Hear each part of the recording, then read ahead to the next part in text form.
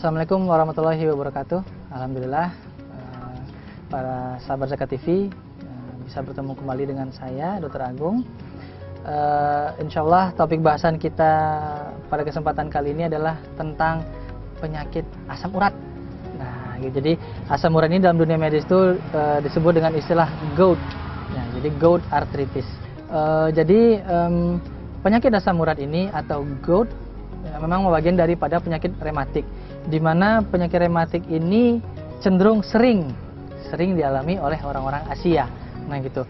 Memang dari kondisi habitnya, kebiasaan makannya bisa menimbulkan penyakit-penyakit ini. Nah gitu. Jadi penyakit asam urat ini adalah tipe artritis yang disebabkan terlalu banyaknya atau tidak normalnya kadar asam urat dalam tubuh.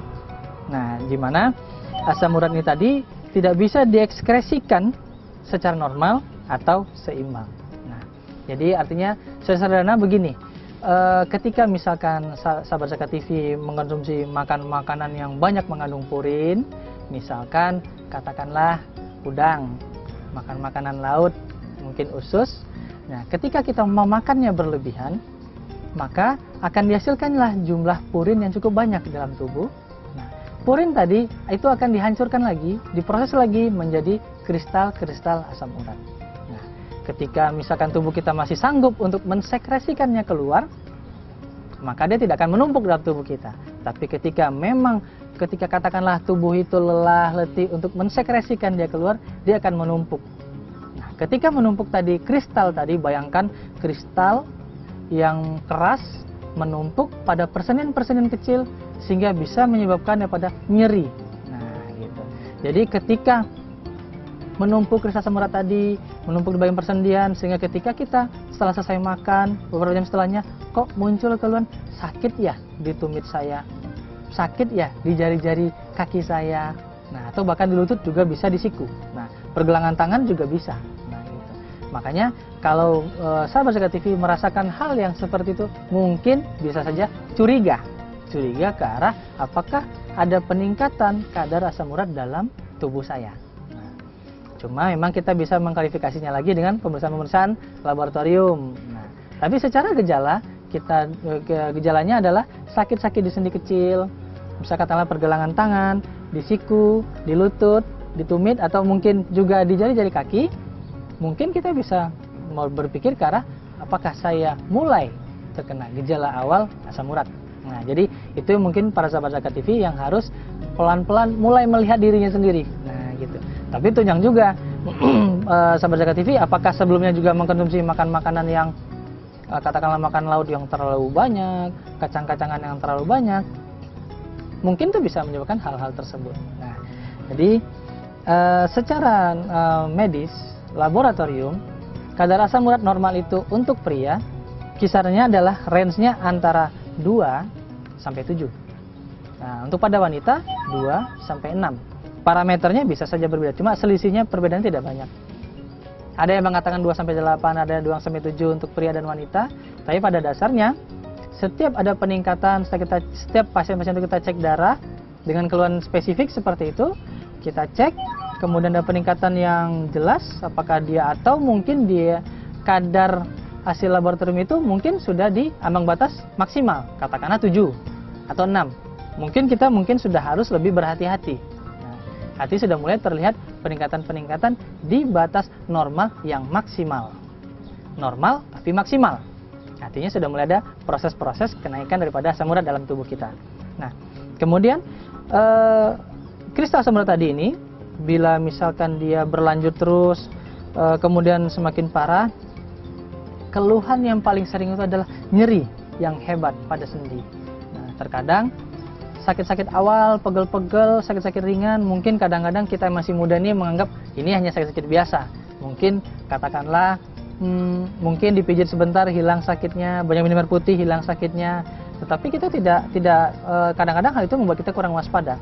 Sehingga lambat laun sakitnya itu semakin bertambah dari waktu ke waktu, sehingga terkadang ada kasus di mana saking nyerinya terjadilah yang namanya limitasi pergerakan, sehingga tadi misalkan di sendi tangan, jadi ketika digerakin sakit. Nah, awal-awalnya sih masih bisa digerakkan, tapi ketika dia sudah menumpuk kristal tadi, pergerakannya akan sulit dan sakit sekali. Nah, kita harus waspada itu. Nah, katakanlah misalkan di kaki, di lutut, kita terjadi sulit berjalan. Terkadang ada beberapa kasus terjadi peradangan lokal di sekitar sendi tersebut. Misalkan di sendi pergelangan tangan atau siku atau di lutut bisa terjadi proses peradangan yang paling sederhana itu adalah muncul berwarna kemerahan di kulit sekitar sendi. Nah, jika itu terjadi, kita harus waspada. Mungkin ini adalah sebuah gejala daripada asam urat, peradangan sendi akibat penumpukan asam urat di sendi kita. Nah, itulah dia gout arthritis. Nah, kemudian bagi orang-orang yang mungkin sudah menderita artritis gout, jadi pada dasarnya untuk pemahamannya adalah ini adalah suatu proses inflamasi atau peradangan atau pembengkakan yang terjadi karena deposisi atau deposit timbunan kristal asam urat pada jaringan sekitar sendi atau tofi. Jadi tofi itu bisa kita lihat adalah sebuah pengumpulan daripada deposit-deposit asam urat yang kadang-kadang bentuknya seperti tonjolan-tonjolan kecil di ujung-ujung sendi dan lain sebagainya. Jadi masalah-masalah yang akan timbul itu lebih ke arah memang penumpukan kristal-kristal tersebut. Nah, sekarang coba kita bayangkan kristal yang sebegitu tajamnya berakumulasi, menumpuk dalam sendi kita. Dia menusuk bagian-bagian sel-sel tubuh kita yang lain, ya kan, pembuluh-pembuluh darah kita dan sebagainya, sehingga terkadang itu menimbulkan nyeri. Nah, jadi terkadang pasien asam urat ini atau yang artritis gout ini keluhannya selalu adalah nyeri. Nah, nyeri yang spesifik. Nah, jadi kalau untuk kondisi-kondisi medis kita itu memiliki sign and symptom, kita bisa melihat gambaran-gambaran klinis. Jadi tahap awal gambaran klinis itu bisa kita lihat yang pertama secara teorinya adalah hiperurisemia asimptomatik. Jadi belum menunjukkan gejala, tapi sudah muncul peningkatan asam urat serum. Jadi ketika para sahabat Zakat TV melakukan medical check up, hasil pemeriksaan asam uratnya atau uric acid sudah mulai meningkat, itu sudah harus waspada walaupun gejala belum ada. Itu sudah proses. Nah, gitu. Itu sudah mulai gejala proses perubahan daripada dari asam urat itu sendiri yang mulai menumpuk. Kemudian yang kedua itu adalah tahapan yang pertama tadi yang peningkatan kadar asam urat. Nah, kemudian kalau misal kita tidak menjaga badan kita, dia akan berlanjut ke tahap berikutnya, yaitu artritis gout akut. Nah, jadi di sini itu sudah mulai terjadi pembengkakan mendadak dan nyeri luar biasa. Nah, jadi sendi-sendi ini dapat terserang, termasuk sendi-sendi jari tangan, lutut, mata kaki, pergelangan tangan, dan siku. Jadi itu tahapan-tahapan yang mungkin sahabat Zakat TV sebenarnya bisa dicegah, tapi kita tidak ingin aware dengan badan kita sehingga dia bisa berlanjut. Nah, tahapan berikutnya itu ke arah interkritikal, di mana kondisi-kondisi tetap menetap. Nah, gejala-gejala mungkin masih bisa hilang-hilang timbul. Masuk ke tahap keempat itu sudah masuk ke arah kronis. Nah, itu mungkin harus kita waspadai. Mungkin cukup untuk yang sesi yang sekarang, kita lanjut ke sesi berikutnya.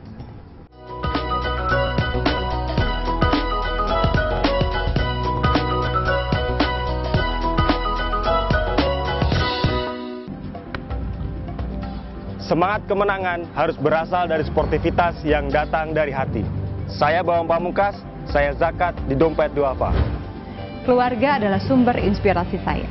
Kehangatannya datang dari hati. Saya Inneke Kusharawati, saya zakat di Dompet Duafa. Berbagi memudahkan rezeki, karena datang dari hati. Saya Ipo Santosa, zakat di Dompet Duafa. Dompet Duafa.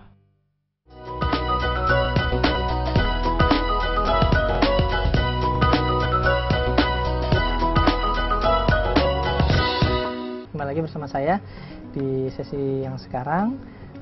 Mungkin saya di sini ingin menjelaskan tentang apa sih asam urat itu. Nah, jadi di sini secara teori asam urat adalah hasil produksi oleh tubuh yang merupakan hasil akhir metabolisme purin. Nah, purin adalah protein yang termasuk golongan nukleoprotein, didapat dari makanan yang juga berasal dari penghancuran sel-sel tubuh yang tua.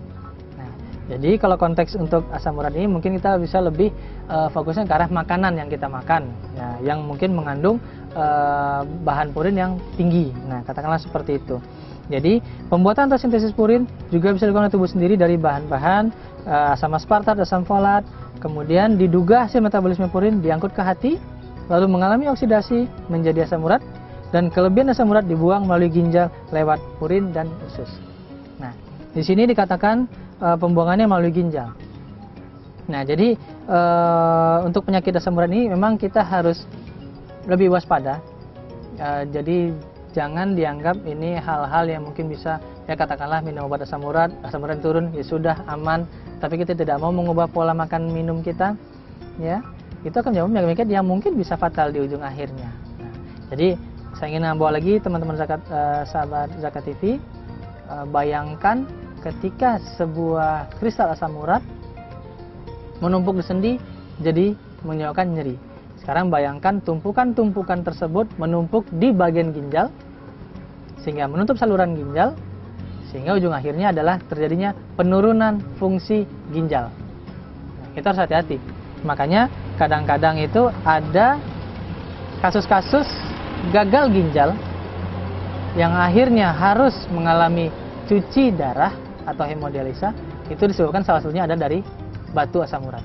Batu asam urat yang terbentuk dari akumulasi penumpukan daripada kristal-kristal asam urat. Jadi ini hal yang terlihat sederhana ya, tapi jika kita biarkan bisa menjurus ke arah-arah yang cukup tidak kita inginkan. Nah, bahkan terkadang bisa fatal. Nah, jadi ketika batu asam urat itu menutup, kita bisa merasakan sakit pinggang yang luar biasa. Kemudian kita kasih obat, dilakukan tindakan-tindakan katakanlah secara awam yang ditembak atau lakukan lithotripsy untuk ngebuang daripada batu tadi, walaupun terkadang itu sulit sehingga kadang-kadang membutuhkan pembedahan. Nah, kadang-kadang kalau kita tidak memperbaiki lagi pola dasar kita, itu bisa menumpuk kembali. Ketika menumpuk kembali, mengganggu ginjal kembali, terkadang fungsi ginjal ini, sel-sel ginjal ini bisa saja dia tidak bersifat reversible, artinya dan sampai suatu waktu ketika sel-sel ginjal rusak, dia bersifat irreversible, tidak bisa kembali lagi seperti biasa.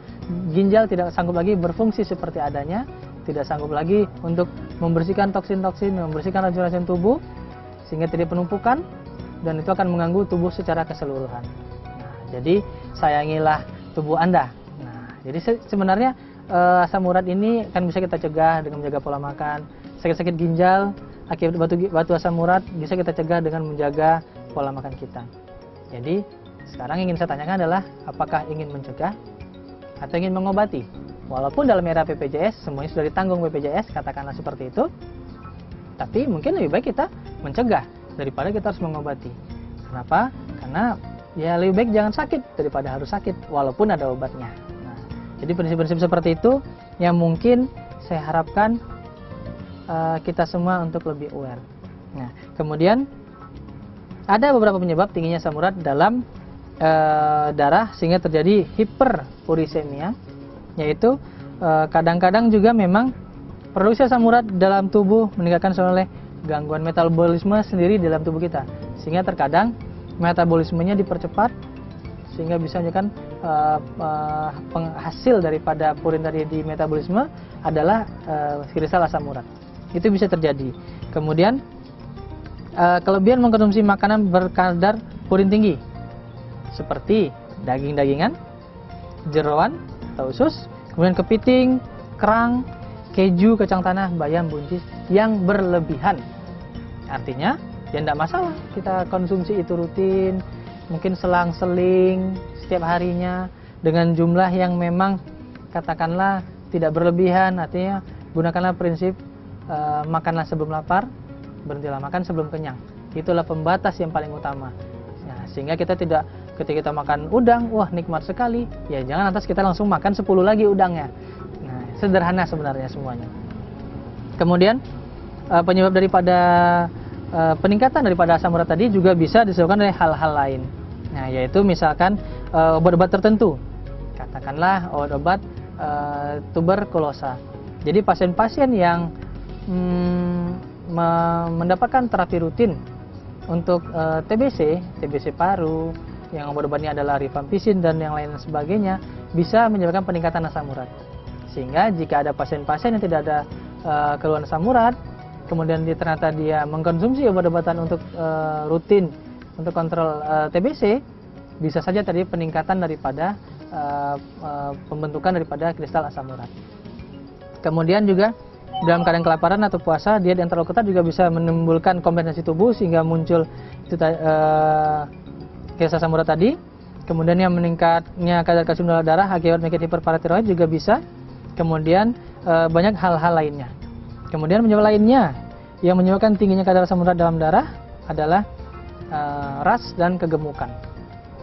Tapi pada dasarnya gemuk bisa dari pola makan yang berlebihan, ya kembali lagi kepada pola dasar. Nah gitu. Pola makannya bagaimana, pola minumnya bagaimana, pola olahraganya juga bagaimana. Kemudian sebagai informasi, makanan yang banyak mengandung purin itu adalah saya ulang kembali, jeroan, istilah awamnya atau usus, kemudian bayam, mentega, daging-dagingan, makan laut, emping.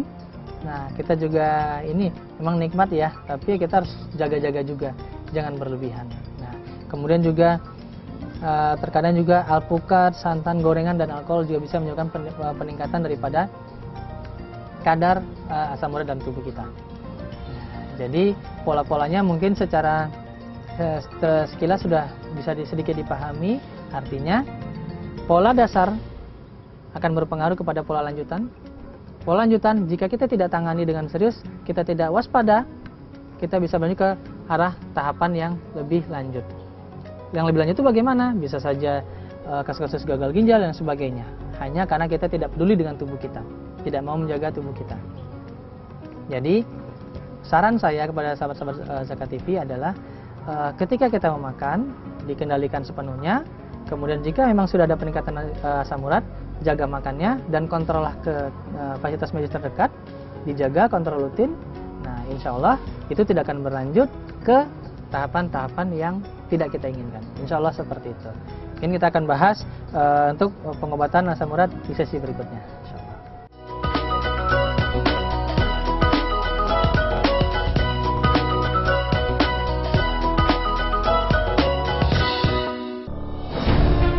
Ketika keindahan dunia merebak keselarasan, berbagi kemesraan. Ketika sejuta tangan merangkai kebahagiaan dalam kehidupan yang harmoni. Ketika zakat Anda wujudkan indahnya dunia.